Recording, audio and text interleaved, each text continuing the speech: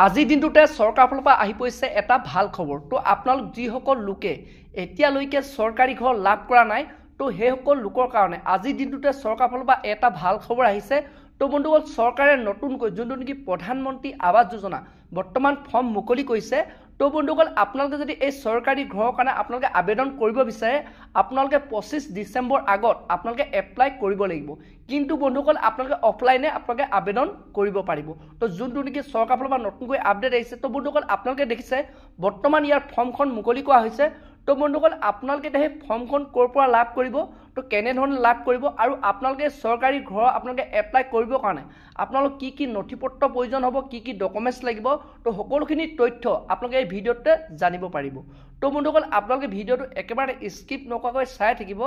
আৰু বন্ধুসকল, আপোনালোকে যদি মোৰ চেনেলটোত নতুনকৈ ভিজিট কৰিছে, চেনেলটো পাৰিলে লাইক এটা কৰিব, ছাবস্ক্ৰাইব এটা কৰিব, লগতে আপোনালোকে বেল আইকনটো অন কৰি দিব।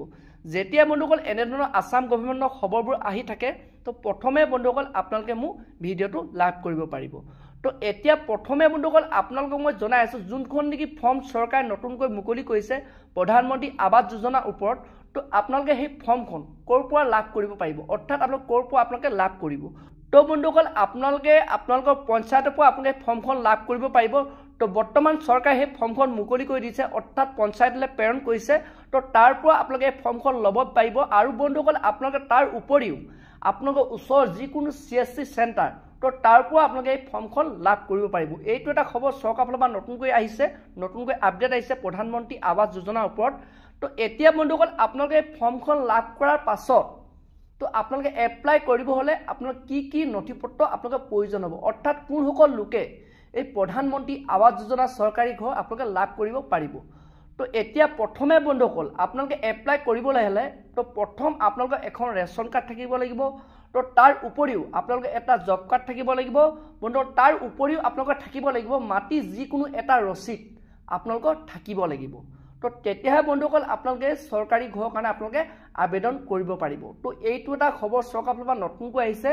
তো বন্ধুসকল, আপোনালোকে সেইটো কাৰণে দেৰি নকৰিব। তো আপোনালোকে 25 ডিচেম্বৰ আগত আপোনালোকে এই চৰকাৰী ঘৰৰ কাৰণে আপোনালোকে আবেদন কৰিব পাৰিব। তো তাৰ পাছত আপোনালোকে আবেদন কৰিব নোৱাৰিব, যোনটো লাষ্ট ডেট 25 ডিচেম্বৰলৈকে আছে। তো আপোনালোকে ফৰ্মবোৰ আপোনালোকৰ পঞ্চায়তত পাই যাব, নহ'লে আপোনাৰ ওচৰৰ যিকোনো CSC চেণ্টাৰৰ পৰা আপোনালোকে সেই ফৰ্মখন লাভ কৰিব পাৰিব। আৰু ফৰ্মখন লাভ কৰাৰ পাছত আপোনালোকক মই কৈ আছোঁ, যোনটো নেকি আপোনালোকৰ ৰেচন কাৰ্ড লাগিব, তো তাৰ পৰা আপোনালোকৰ জব কাৰ্ড লাগিব, তো তাৰ পৰা আপোনালোকৰ মাটি যিকোনো এটা ৰচিদ আপোনালোকৰ প্ৰয়োজন হ'ব।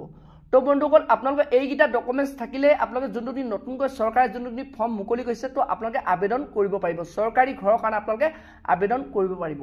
তো এতিয়া বন্ধুসকল, আপোনালোকক মই জনাইছোঁ, আপোনালোকে যদি সেই চৰকাৰী ঘৰৰ কাৰণে আপোনালোকে আবেদন কৰে, আপোনালোকে কিমান টকা লাভ কৰিব। তো বন্ধুসকল, এইবাৰ যোনটো নেকি চৰকাৰী ঘৰৰ ওপৰত আপোনালোক চৰকাৰে নতুনকৈ আপডেট লৈ আহিছে, যোনটো নেকি আপোনালোকৰ আগৰ যোনটো টকা দিছিলে, তো এইবাৰ সেই বাজেটটো বঢ়াই দিছে। আপোনালোকে এইবাৰ 2,70,000 টকা আপোনালোকে লাভ কৰিব, যদি আপোনালোকে চৰকাৰী ঘৰৰ কাৰণে আপোনালোকে আবেদন কৰে। তো বন্ধুসকল, আপোনালোকে সেইটো কাৰণে অতি সোনকালে আপোনালোকে আবেদন কৰক। আপোনালোকৰ ওচৰত যিকোনো আপোনালোকৰ CSC চেণ্টাৰত যাওক, নহ'লে আপোনালোকৰ পঞ্চায়তত যাওক। তো তাৰ পৰা আপোনালোকে ফৰ্মবোৰ লাভ কৰি আপোনালোকে অতি সোনকালে আপোনালোকে আবেদন কৰক।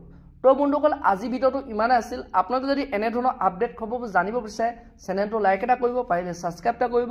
যেতিয়া এনেধৰণৰ খবৰবোৰ আহি থাকে, তো প্ৰথমে বন্ধুসকল আপোনালোকে সেই ভিডিঅ'বোৰ লাভ কৰিব পাৰিব।